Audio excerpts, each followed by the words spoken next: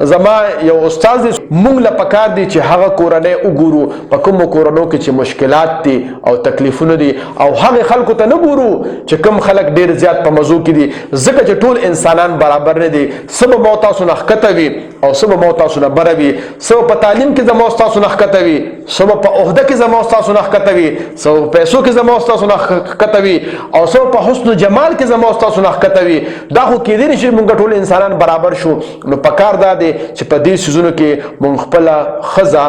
یا ښځې له پکار چې خاوند د بل چا سره نه برابرې نو د نننۍ برخې خلاصه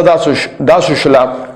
کو چرې ښځه او خاوند غواړي چې په خپل منځ کې د مینه او محبت وي او ډېر ښه تعلقات دې وساتي نو درې خبرې ضروري دي لومبۍ خبره د هغې نه دا ده چې په خپل ښځه او په خپل خاوند کې به خوبۍ ګورئ خامه با نه ګوره بلکې خامه به برداشت کوي ځکه چې انسان کې الله رب العزت خوبیم اخدي او خامم پکشتا خو خوبه پکې مونږه لټو او خامه برداشت کو نو زمونږه تعلقات به ډیر خوي او دغه شانتي دویمه خبره دا شوله چې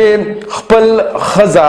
با د بل چا سره د هغه موازنه نه کو او خزله پکار دي چې د خاون موازنه بل چا سره نه کوي دا یو خبره غوړیات ساتو کو چرې مونږ دغه موازنه شروع کو نو کېدای شي بعض خلک به مونږ نه ډیر خوي خو بعض به مونږ نه ښکته وي او د هغې د وجې نه به زمونږ د کور تعلقات ډیر زیات خراب شي کو مونږ هغه بره خلکو ته ګورو او ښکته خلکو ته نه ګورو